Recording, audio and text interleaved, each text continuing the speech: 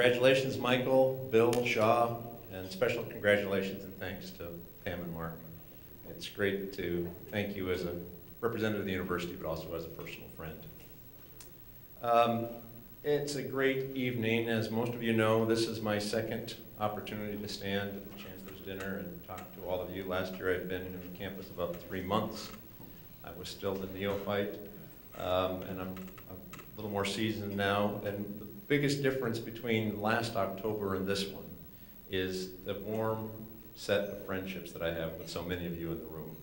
I knew it was going to happen last year because people were so welcoming and engaging, but it's happened in a way that neither Diane or I ever could have guessed, and I really want to thank everyone for that. I'm gonna break with tradition. Those of you who know me know I never use notes. Well, I'm going to use notes tonight because I thought I'd start with just a sense of what your university has been up to in the last year. And it's pages and pages and pages of notes that I've whittled down to just a few items. I tried to do something from each of the last 12 months to give you just a sense of things. So let me start in last October. We launched the Middle Eastern Student Center, something initiated by the students at the university and the first of its kind really across the country. Genetics professor Tim Close and nematology professor Philip Roberts received 2 grants totaling $7 million for cowpea research in the developing world. And Aaron Seitz in psychology received a $1.7 million grant for visual perception research. November, we celebrated the 20th anniversary of our PhD program in dance, the first of its kind in the world. Distinguished Professor of Entomology John Trumbull was honored for exceptional service to the California vegetable industry, and UC graduate students won the 2013 Linnaean Games, sponsored by the Entomology Association of America. December, Professor Erica Roberts in English wins the Modern Language Association Award for outstanding work in African American literature. And chemistry graduate student Consuela Beecher won the National Award for research presentation on heparin. January, veteran journalist Ray Suarez gave the 46th annual Hayes Press Enterprise Lecture. February, new endowed chair announced in Jewish Studies. Creative writing professor Susan Straight was honored for her lifetime achievement at the LA Book Festival.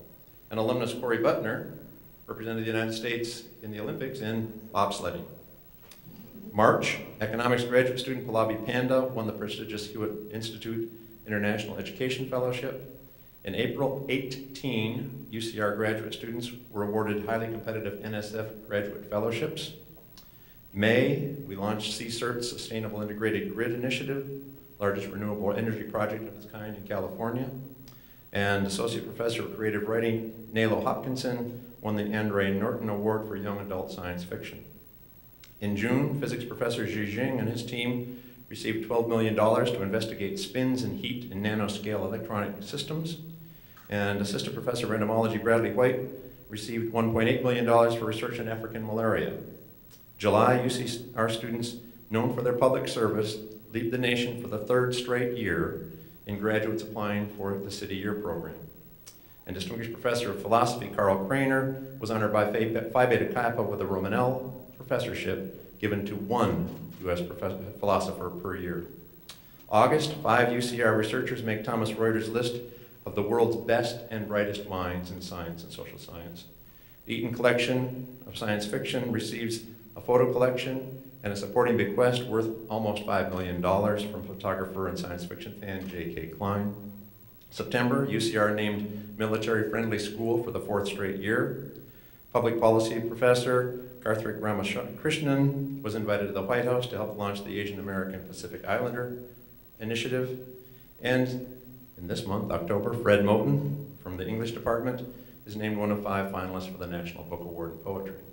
That's a sample of the types of things that are going on in this university. And during that same period of time, we kept adding to the people, the quality core of people that were here. I pulled out an example from one department. We recruited 5 new faculty members in creative writing this past year. Let me give you a sense of who those people are and what they represent. First, we recruited Jane Smiley, Pulitzer Prize winner, National Book Circle Award winner, arguably one of the greatest novelists of her generation. Josh Emmett already published 2 novels with Scribner, plus a host of other short pieces. Steve Erickson, the author of 9 novels with a 10th on his way, recipient of American Academy of Arts and Letters Award in Literature and a Guggenheim Fellowship. Katie Ford, named one of the best books of 2008 by Publishers Weekly and Virginia Quarterly, a Larry Lewis Prize and a Landon Literary Fellowship, and Allison Bennis, author of Small Porcelain Head, which was selected for the Levis Prize in Poetry and named a Library Journal book, Best Book in 2013. That's one department, but that's a representative of what's going on across our campus.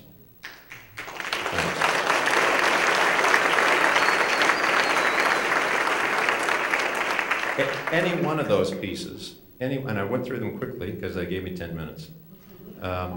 And those of you who know me know I can brag on our university for 15 minutes without pausing, so 10 minutes I got to hustle. Any one of those events would be a mark of distinction for many, many universities. I had to select down to get 1 or 2 per month, and there were dozens and dozens of others of the same ilk that I had to pass by. And that's why we are so proud of who we are and so proud of where we're going. But we're also excited about the time in which we've arrived.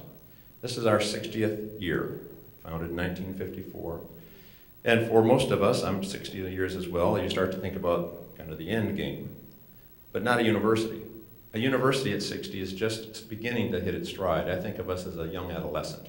We're ready to burst onto the scenes now that we've got our developmental years behind us. And we're bursting onto the scene at the very best time for us.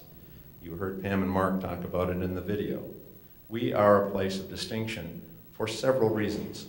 First, the quality of our faculty and the work that goes on here. We're the place that solved the pollution problem in Southern California.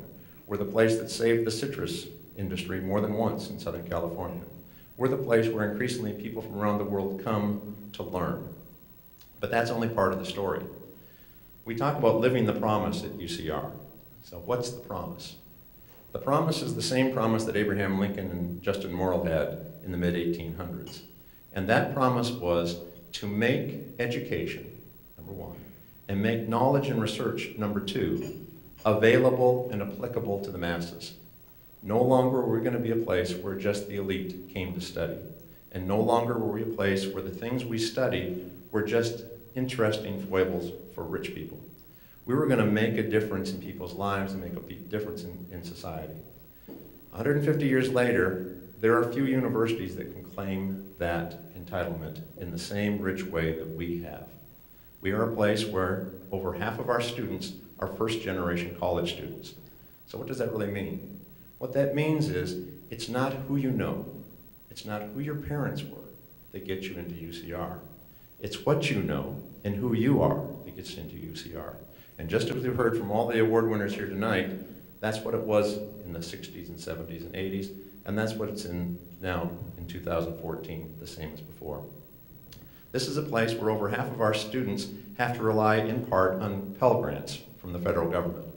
Pell Grants are awarded to those students at the very lowest levels of income in our society.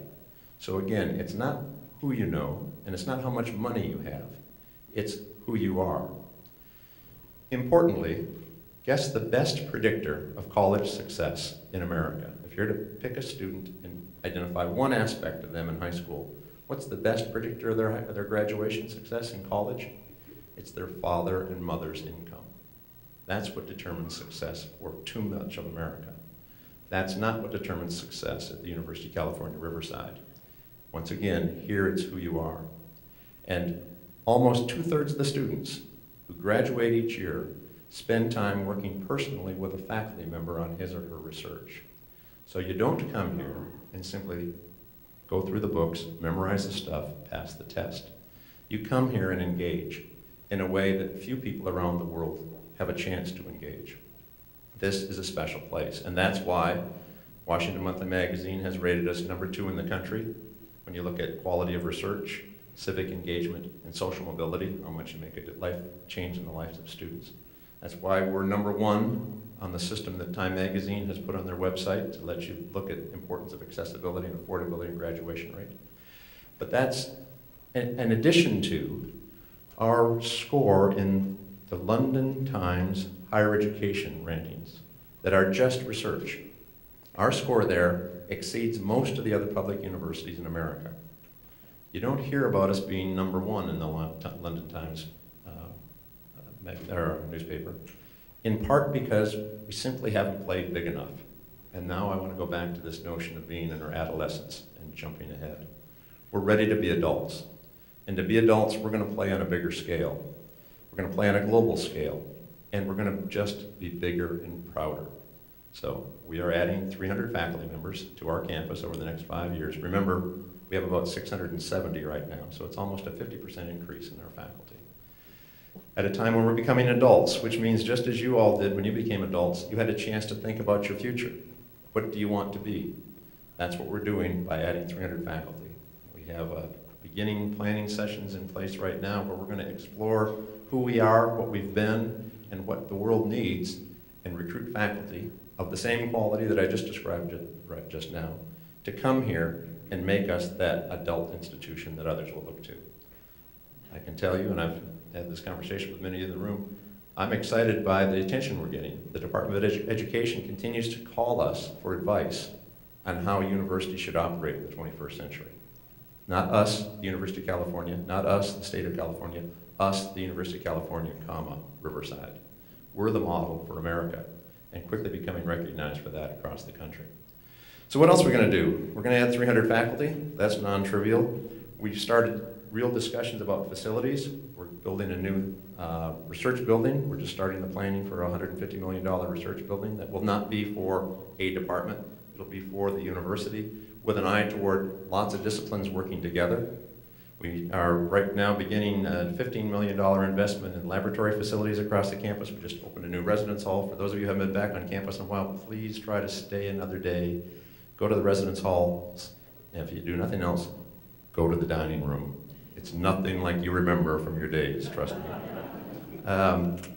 And we just opened a brand new student recreation center. If you liked the old gym when you were here in the 60s, you'll be knocked out by the student recreation center that we just opened. Behind the scenes, we're redoing much of what our university is. I've described this as a 20,000 student university with infrastructure and procedures that look much like a 5,000 student university. We've grown our student body, not our faculty fast enough, hence the 300. We've grown our university, but we haven't stopped to re-engineer operations. So we're building a new budget system. We're building a new HR system, one that will let staff members think about a career path from the beginning, so they have a sense of what their professional development will look like. We're redoing our advancement and development programs. And we're putting together a set of innovations for undergraduates that are really leading the nation. We had a task force a year ago on graduation rates. We have started a new, quote, Finish in 4 campaign that is everything from course availability to advising to even t-shirts that have the whole sense of finishing in 4. And from that effort and others, we are one of 11 universities from across the country who have formed what we are calling the University Innovations Alliance. 11 universities, University of Texas at Austin, University of Kansas, Oregon State. Importantly, of the 11, only one from the University of California. And these are major universities. The 11 of us enroll 600,000 students.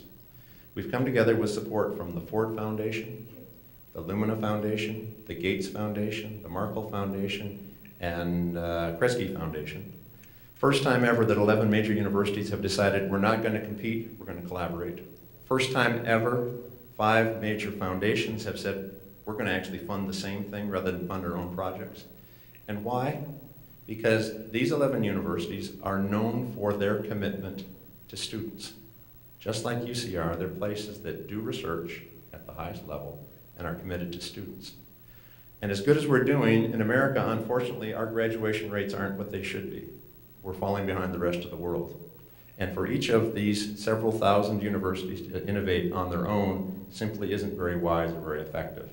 It makes much greater sense for 11 universities responsible for 600,000 students to sit down together and deliberately think about programs that will make a difference in our nation. And that's what we're doing. We're going to take risks. All of you in the private sector know that's what innovation requires, is some risks. With the help of 5 foundations, we can take some risks on behalf of America. And some of the things we do, I have no doubt, will be smart and well-minded, well thought, but may well fail. But when we fail, we're going to talk about them in ways that others can learn. And once again put UCR, put your university, in a leadership position in the nation. I want to leave with one thought with all of this. Of course, I hope you have a sense of my personal pride for what you have built here, and I know you all should too. But I want to leave you with a thought, and here's the thought. Silent gratitude is of little value to anyone. Silent gratitude is of little value to anyone. So tonight, please hear me say thank you. I'm saying thank you personally, because I know so many of you myself, and I'm saying thank you on behalf of our institution. But don't let that be enough. Hear thank you in the music. This are two theater majors. Hear thank you in the gracious way that our students have served you all evening. Hear thank you in the conversations that you had with our student ambassadors at the table. Hear thank you in the service of so many of you on the Alumni Association. Hear thank you in the bagpipes. Hear thank you in the bell tower. And hear thank you that sings in the heart of everybody here at UCR.